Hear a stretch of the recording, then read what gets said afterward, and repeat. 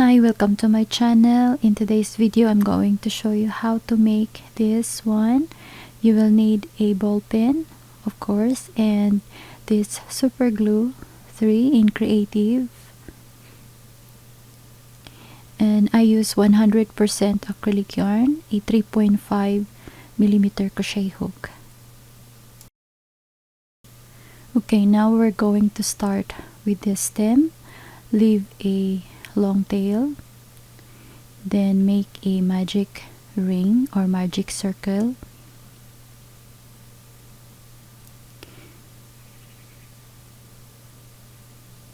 then make a chain,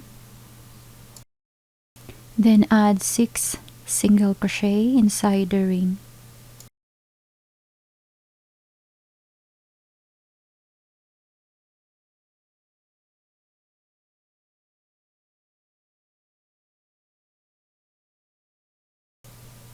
Then once you made a 6 single crochet inside the ring, pull the tail and then transfer the tail inside here.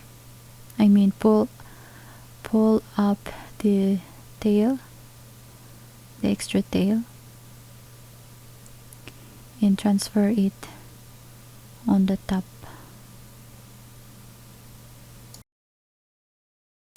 Then for round 2 to round 21, single crochet spiral in each round for 6 stitches around, and then we will meet right when you're finished at the round 21.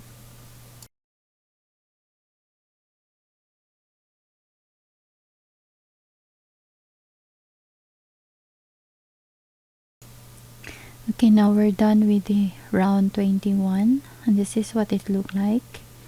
Now we will check this one. I'm using this BIC model or brand of a ball pen. If you have a wider or bigger size of the ball pen, you can make 8 single crochet stitches around. And then after once done, make a slip stitch in the next chain and chain of 16.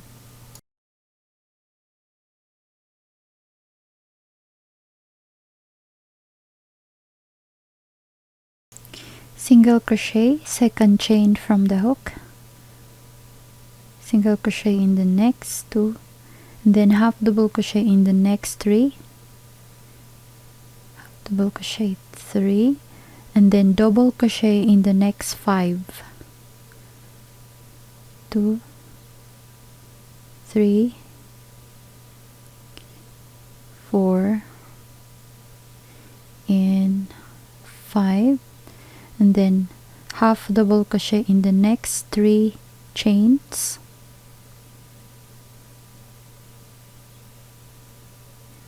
then single crochet in the next 2, in the last 2 chains, then slip stitch under,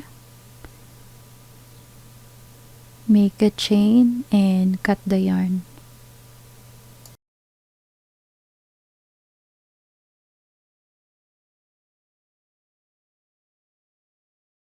Hide the tail inside here.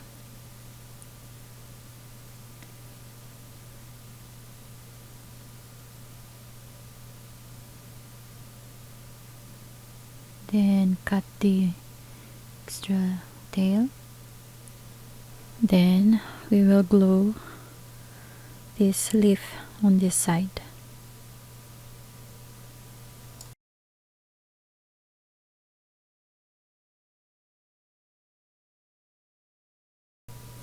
Now let's make the petal.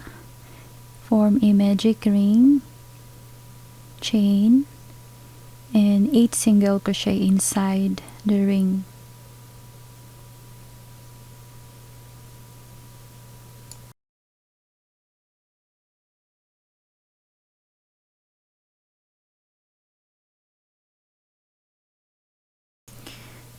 Once done with 8 single crochet, pull the tail, and then for round 2, make a single crochet in this first chain, with the end tail, with the tail here.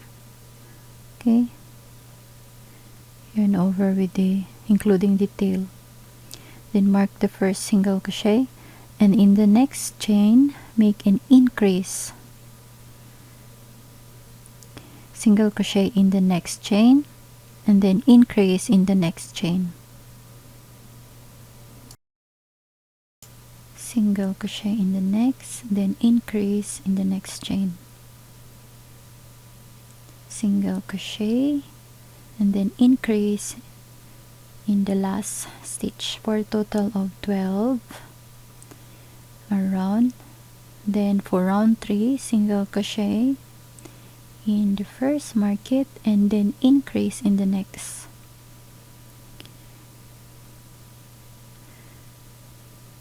Repeat, single crochet in the next chain, and then increase in the next. Repeat for a total of 18 stitches around. Then for round 4, single crochet again in the first, mark it, and increase in the next. Repeat, single crochet and increase around for a 27 single crochet stitches. And then for round 5 to round 9, a single crochet spiral in each round for a 27 single crochet stitches for 5 rounds. Once done with 5 rounds, cut the yarn, pull up the hook, insert your darning needle in the second chain, insert this tail, remove the stitch marker, and then insert your darning needle at the back loop on that last stitch. Okay, right here on the last stitch at the back loop only, and then hide the tail inside the stitches. Now we will sew or connect this. Take your darning needle,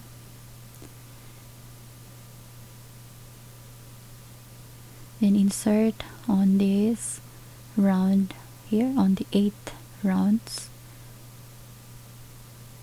on the second, in between the round of first round and second round, right here. Then insert on the stem,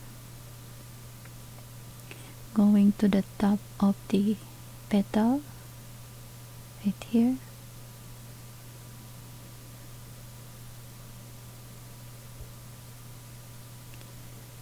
to the petal, going down on, and then to the stem, going to the top,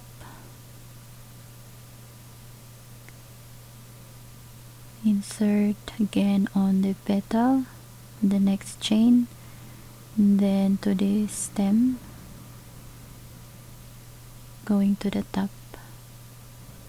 Okay, just make sure that it will attach on the stem.